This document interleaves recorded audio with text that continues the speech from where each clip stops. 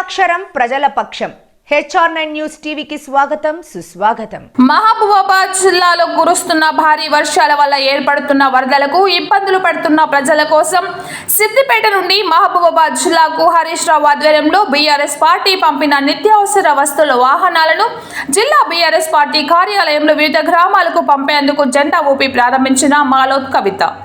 అనంతరం వరద బాధితులకు నిత్యావసర వస్తువులు అందజేసిన జిల్లా పార్టీ అధ్యక్షురాలు మాలోత్ కవిత, ఎమ్మెల్సీ సత్యవతి రాథోడ్, మాజీ ఎమ్మెల్యేలు రెడ్డి నాయక్, శంకర్ నాయకులు, పార్టీ నేతలు మాట్లాడుతూ మహబూబాబాద్ జిల్లా వరదలతో అతలాకుతలం అవుతుంటే ఈ కాంగ్రెస్ పాలకులకు కనపడడం లేదని, తమ వంతు సహాయక చర్యలు చేపడుతూనే ఉన్నామని, నేడు తన్నీరు హరీష్ రావు ఆధ్వర్యంలో బీఆర్ఎస్ పార్టీ తరపున పంపిన నిత్యావసర సరుకులను వరద నష్ట బాధితులకు యుద్ధ ప్రతిపాదికన అందిస్తున్నామన్నారు.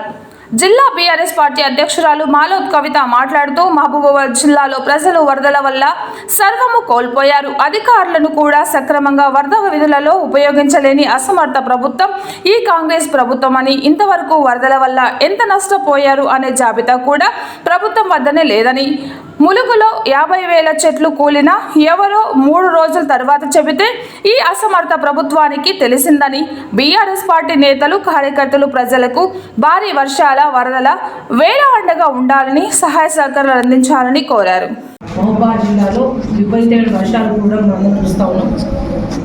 ఈ 9-10 రోజుల్లో దాదాపు అన్ని గ్రామాల్లో కూడా ఈ విపత్తుకు ఎక్కడక్కడ బీఆర్ఎస్ పార్టీ కార్యకర్తలు, శ్రేణులు నష్టపోయిన కుటుంబాలకు వారు తోచినంత సాయం చేస్తూ ఉన్నారు.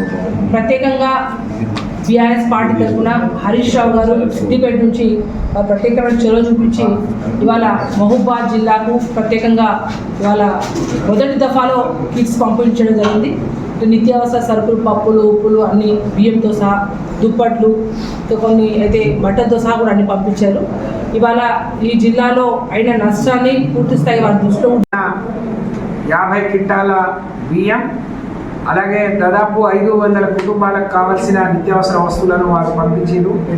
వారికి మేము హృదయపూర్వకంగా 500 కుటుంబాల తరఫున ధన్యవాదాలు తెలియజేసి ఇది మొదటి విడత అని చెప్పారు. మళ్ళీ ఎక్కువ వచ్చినా ఇవాళ వర్షాలు ఇంకా పడుతూనే ఉన్నాయి. ఇంకెవరైనా పెరిగినా, ఇంకా పేదవాళ్ళు మిగిలిపోయినా వాళ్ళకి ఇచ్చే ప్రయత్నం చేస్తాం. నేను ప్రభుత్వాన్ని డిమాండ్ చేస్తూ ఉన్నాను. గౌరవ పెద్దలు రెడ్డి నాయక్ గారు అన్నట్టు ఈ ప్రాంతంలో 1000 కోట్లు నష్టం జరిగి ఉంటుంది. వారిద్దరు ఎమ్మెల్యేలు మేమందరం కలిసి తీసుకొచ్చిన 300 కోట్ల రూపాయలను మీరు SDFను క్యాన్సిల్ చేశారు.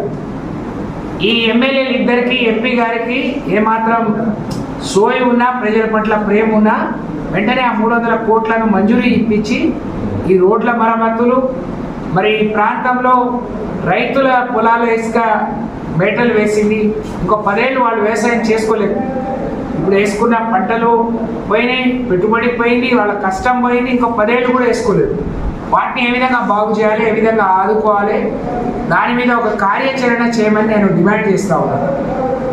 అలాగే నేను ఇన్ఛార్జ్ మంత్రిగా ఉన్నప్పుడు ములుగు, భూపాలపల్లి ఏరియాలో వరదలు వస్తే మరి గిరిజనులు అయితే 25,000 గిరిజన సంక్షేమ శాఖ నుంచి ఇచ్చినాం.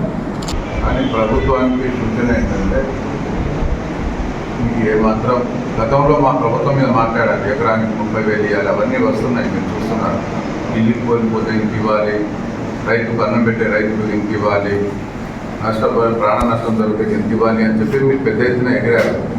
ఇప్పుడు మీరు ఎగరడం కాదు, పని చేయండి, దయచేసి పని చేయండి, ప్రజలను ఆదుకోండి.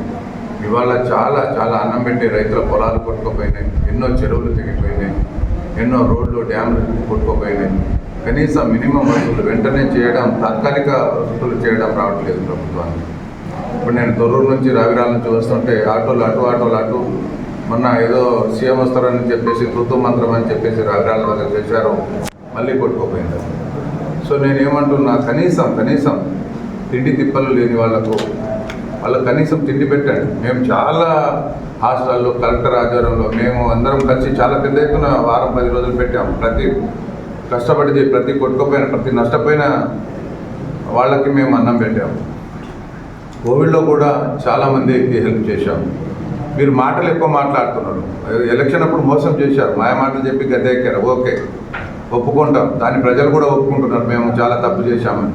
కానీ ఇప్పుడు మీరు మాయమాటలు చెప్పకుండా మోసం చేయకుండా ప్రజలకు ఏం సూటిగా ఏం చేస్తారో, ఎకరానికి ఏమి ఇస్తారో, ఇల్లు కొట్టుకుపోయిన వాళ్ళకి ఏం చేస్తారు, గేదెలు గొర్రెలు కొట్టుకుపోయిన వాళ్ళకి ఏం చేస్తారు, అసలు నిత్యావసర సరుకులు కనీసం తినడానికి తిండి లేని వాళ్ళకి ఏం చేస్తారో చెప్పి వెంటనే ఏర్పాటు చేయండి.